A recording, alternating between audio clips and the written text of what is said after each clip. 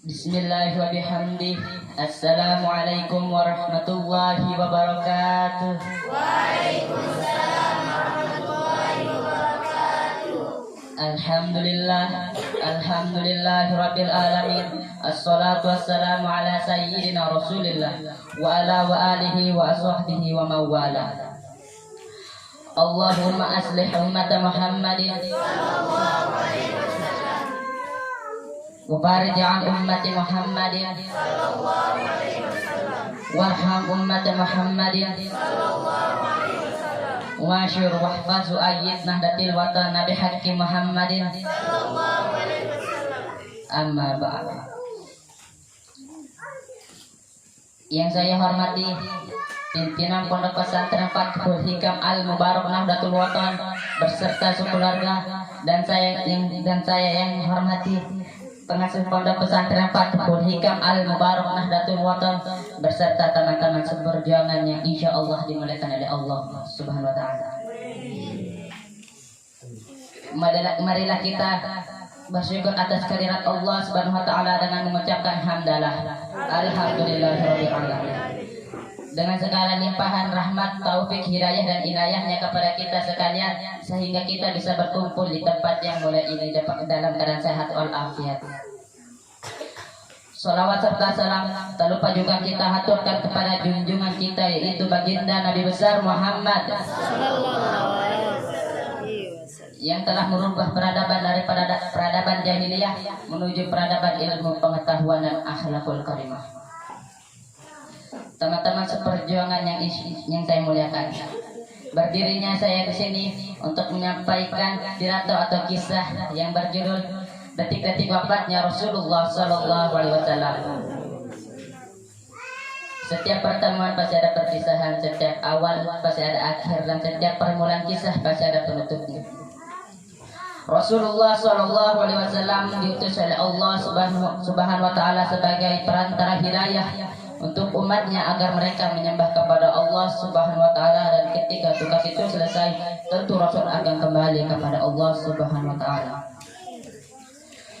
Dalam haji wada yang diikuti oleh 100.000 bahkan lebih dari orang-orang muslim, Rasulullah Sallallahu Alaihi Wasallam di tahun 10 Hijriah itu menyampaikan khutbah demi khutbahnya. Rasul katakan, kalau kalian kelak ditanya oleh Allah Subhanahu Wa Taala tentang aku, maka apa jawaban kalian?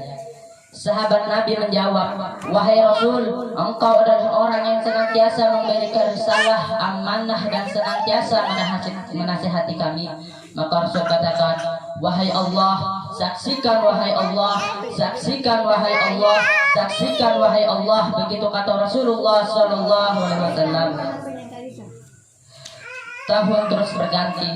Di tahun atau di tanggal 11 Hijriah itu Rasulullah Shallallahu Alaihi Wasallam menderita sakit panas.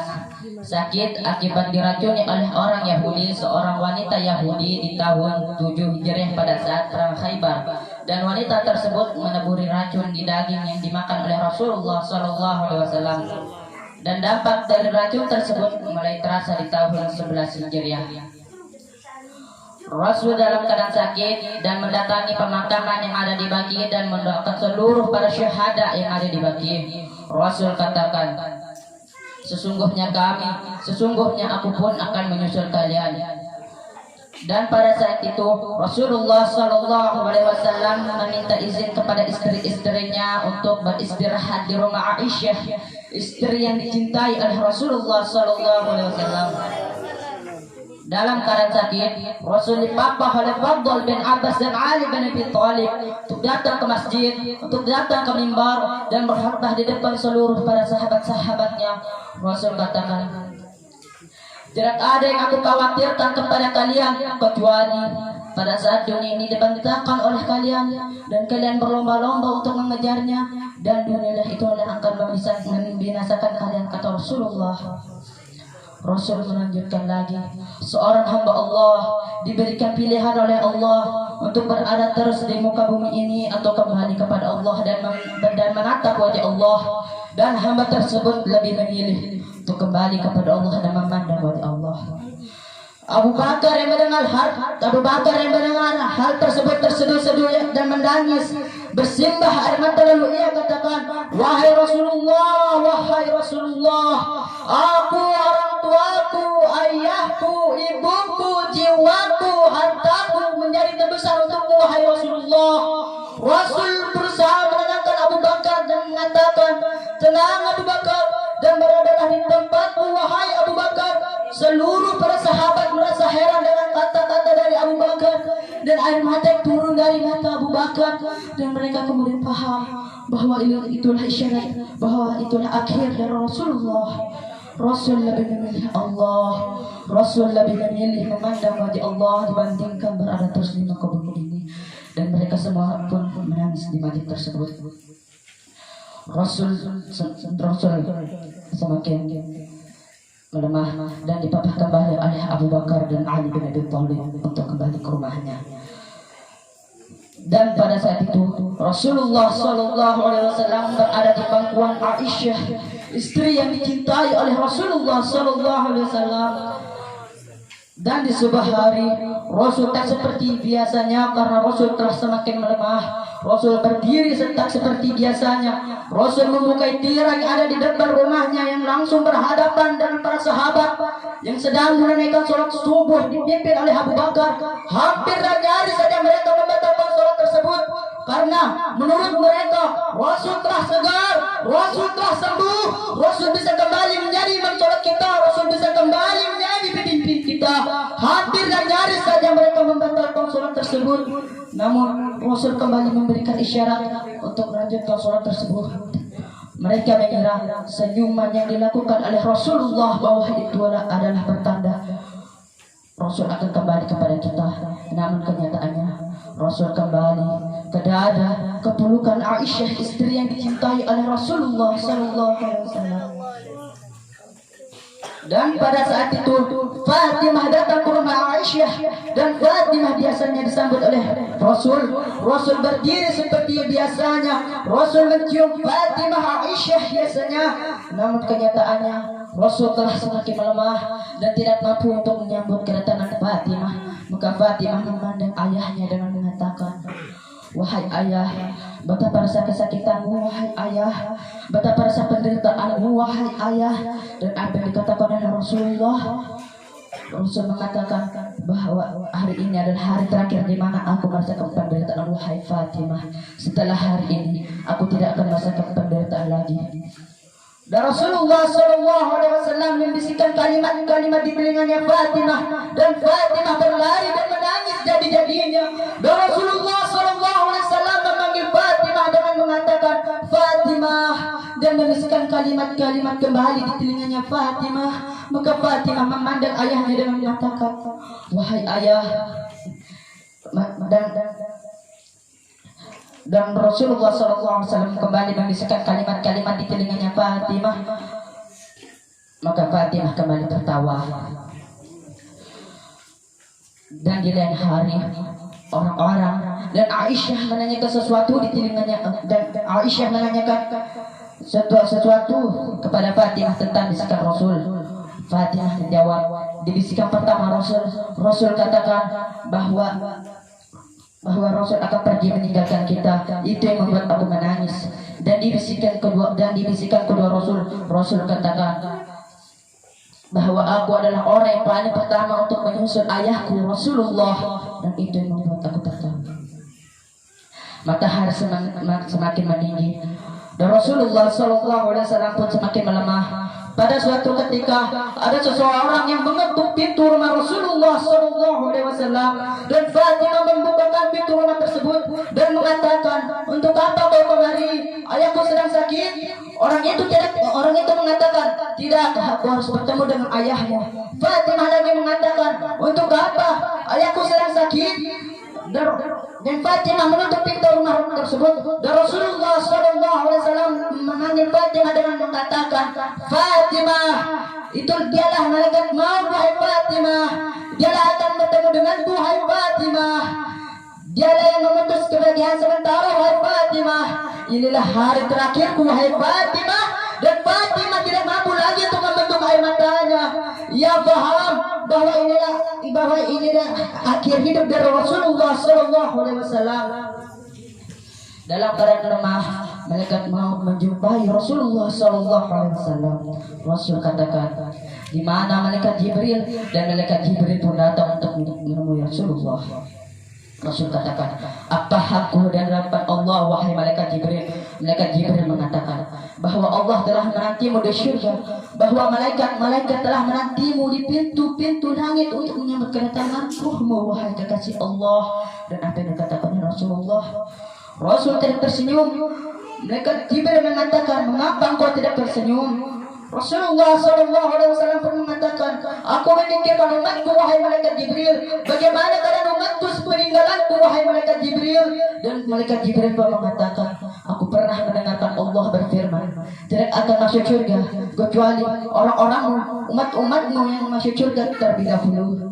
Maka perlahan-lahan ditariklah ruh dari Rasulullah Sallallahu Alaihi Wasallam. Rasul katakan, betapa rasa sakit ini wahai malaikat, betapa rasa sakit seperti maut ini. Jika engkau mau wahai Allah timbangkanlah rasa sakit sakaratul maut umatku wahai Allah. Rasulullah Sallallahu Alaihi Wasallam memikirkan rasa sakit sakaratul maut umatnya, dan Rasulullah Sallallahu Alaihi Wasallam menderita rasa sakit yang sangat luar biasa, seperti dicacah oleh pedang rasa sakit sakaratul maut tersebut.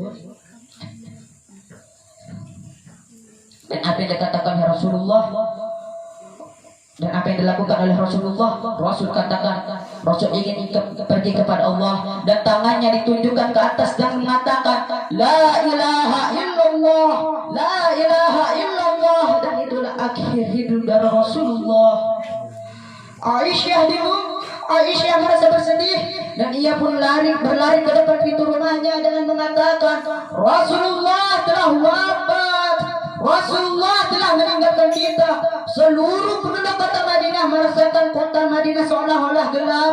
Di antara mereka ada yang pingsan, di antara mereka ada yang bersimbah air mata. Lalu apa yang dikatakan oleh Umar bin Khattab? Tidak, Rasulullah tidak wafat, Rasulullah tidak meninggal. Rasul hanya seperti Nabi Musa alaihissalam yang pergi kepada Allah dan kembali kepada kita. Rasul tidak meninggalkan kita, kata Umar. Umar bin Khattab mengambil pedangnya lalu ia katakan, siapapun yang mengatakan Rasul wafat, siapapun yang mengatakan Rasul mati, maka akan aku penggal kepalanya, kata Umar.